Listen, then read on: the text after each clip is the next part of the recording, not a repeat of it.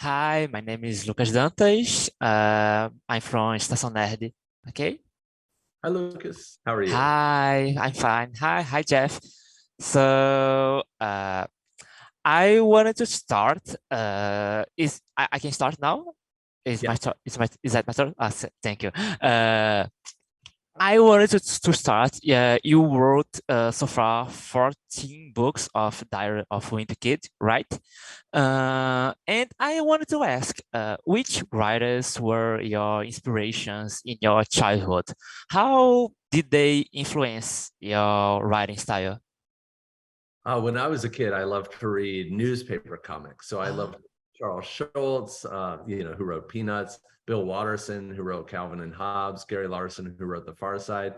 And my favorite cartoonist of all time is a guy named Carl Barks, who wrote the Donald Duck and Uncle Scrooge comics of the 1940s, 50s, and 60s.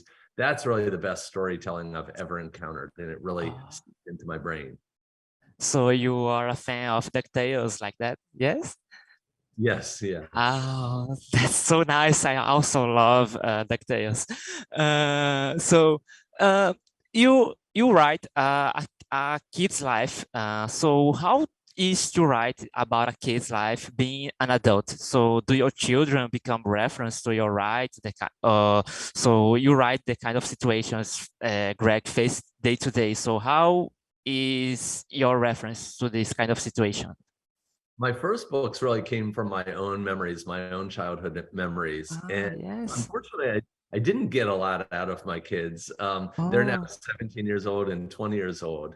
But because my kids are athletes, they walked a really different path than I did growing up. And Uh, I was a lot like Greg, and so I can really draw from those memories, but my kids aren't a lot like Greg. I understand that. Yeah, so about Greg, so the Rodrick Rules, the second film, is so much about those brothers' relationship, about Roderick and Greg. So how you also get the inspiration to write about a kid who seeks to be his older brother? How did you get this inspiration? Well, I had an older brother just like Greg Yeah, does. And of yes. course, what's funny about having an older sibling is that you look up to them, but they're also your tormentor, right? They give you a hard time, Yeah. they make life difficult for you. And so it's this weird dynamic how siblings operate. And I think we really captured it in this film. Yes. So Roderick Rules is the second film from the rebooted Diary, right?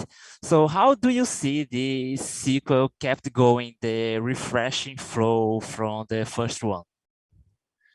Yeah, I think that the challenge is to take those old stories that I wrote, 14 years ago, and then to tell them, to retell the stories in a really fresh sort of way. But the storytelling is really different between my books and the films because I have to tell an emotional story in the films. I have to tell a story that makes you feel something. And that was never my goal with the books. So it's exciting to get to revisit that material and tell it in a better way. Yeah, I understand. And about that, are there others animated movies you like? If there is those one inspired you in any way to create the entire series and to write those movies?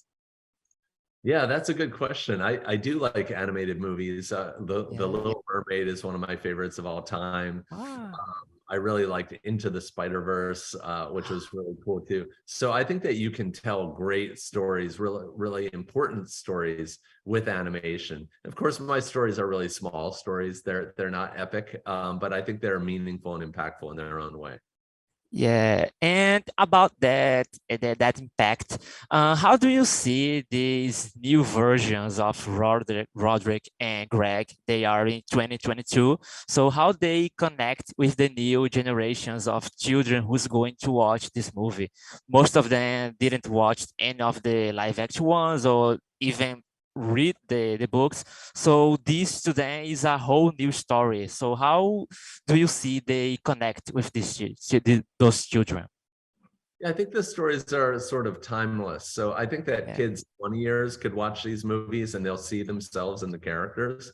And that's always my goal, is to tell a story that resonates not just with kids in the US, but kids in Brazil and Turkey and Australia. And that's really cool to me. When I go to a place like Brazil and meet the fans and see the stories are resonating, I feel like I'm doing my job well. Oh, that's nice.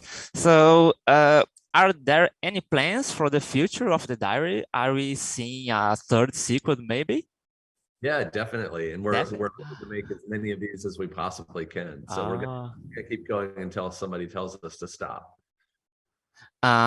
So, about the inspirations. So you mentioned DuckTales, right? Yeah. So how was the process of to transfer the art style from the books to the movies? You know, you use the art, most of the movie use the art style from the books. So it was your idea, so or it was the art department whose idea was it?